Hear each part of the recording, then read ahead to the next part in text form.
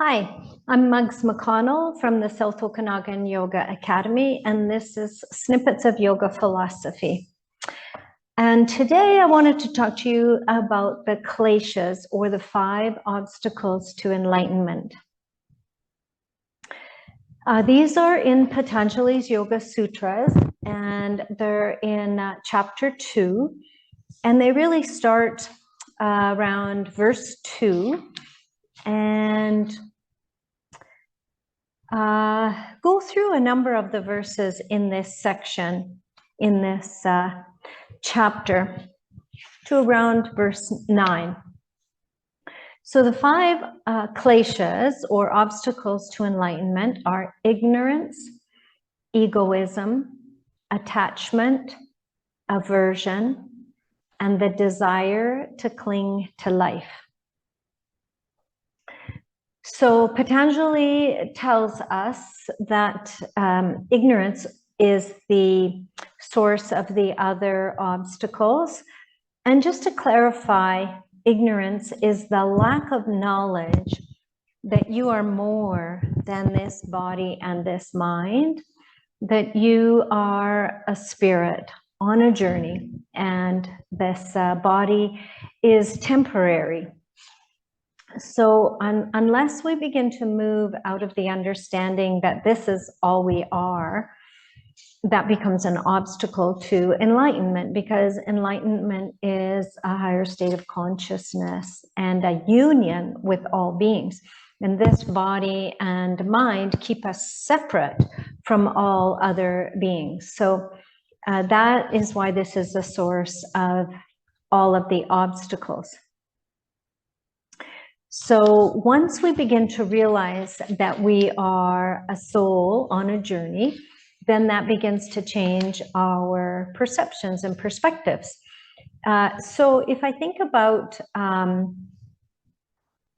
there's a wonderful saying that I'm not a human having an occasional spiritual experience. I'm a spirit having an occasional human experience, and that kind of gives us a different perspective into our awareness of our journey as a spiritual being on the path. Okay, so then we move into egoism. So egoism is where we're really focused on our I-ness, our individuality, that I am Muggs McConnell, and I know this, but I don't know that, etc., etc. So the ego is that which we tend to relate to. It's often referred to as the ego personality. So Gary Zukov, in his book Seat of the Soul, explains this beautifully, where he speaks of the qualities of the spirit are those of compassion, love, patience, understanding, seeing the divine in others, etc. Once we are manifested into a human body, then we are manifested into the world of opposites. And we have now the ego personality versus the Atman, or the individual soul. So the ego personality is said to reside at the Manipura chakra, and the soul around the heart chakra, the Anahata chakra. And the ego personality being in the world of opposites, because it's always changing, right? Who you were 10 years ago is not who you are today. So the ego personality is ever evolving, whereas the Atman, or the soul, remains the same. So the ego personality can have both polar opposites. So where it can have love, it can have hate. Where it can have happiness, it can have sadness. Where it can have anger, it can have patience, etc. So the more we can align our ego personality with the soul in the heart, and the qualities of the soul in the heart, then we begin to reflect those qualities of the heart, more and more. So it isn't that we remove the ego, it's that we transform the ego into reflecting more and more divine qualities within. The ego isn't a bad thing. The ego is something that we tend to let run wild, whereas we do have control over it and can change who our ego personality is. So it becomes more and more divine and reflective of the soul or the Atman within. So egoism is the second obstacle. And then we have attachment. So attachment is where we are attached to things that gratify us and give us happiness. So that can be the source of all kinds of addictions. I love to shop, I love to do this, because it gratifies us. And it can cause us a lot of grief and pain if we run out of money or we lose the thing, the object that we have loved so much. So we get attached to these material objects that really are bound to disappear from us, because that's the cycle of creativity. Creation, preservation, and then transformation. Some refer to transformation as destruction, but everything goes through these different phases once it's been manifested, because nothing manifested is permanent. So if we become attached to it, it has the potential of creating pain for us. The next obstacle is aversion. And aversion is also a form of attachment. If we hate something so much, we can't let it go. It's just always in our mind, impacting where our thought waves go. And so it is also a form of attachment. And it also causes us pain. If we can't move beyond our attachment to the hatred we have towards something, then, or the aversion, which is a little milder word, then it too will hold us back and cause us pain. So attachment and aversion are both forms of attachment. And then the fifth obstacle is the desire to cling to life. And that's a little bit hard to wrap your mind around this concept, but let's try to break it down and simplify it.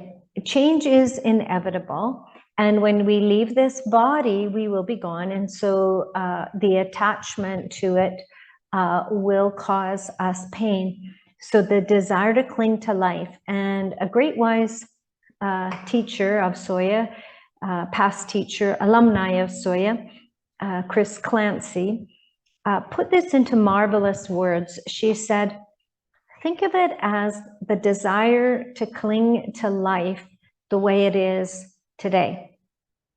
So nobody likes change, but if we practice adapting to changes, then we will get better and better at accepting change rather than resisting change. And change is good. Change is evolution.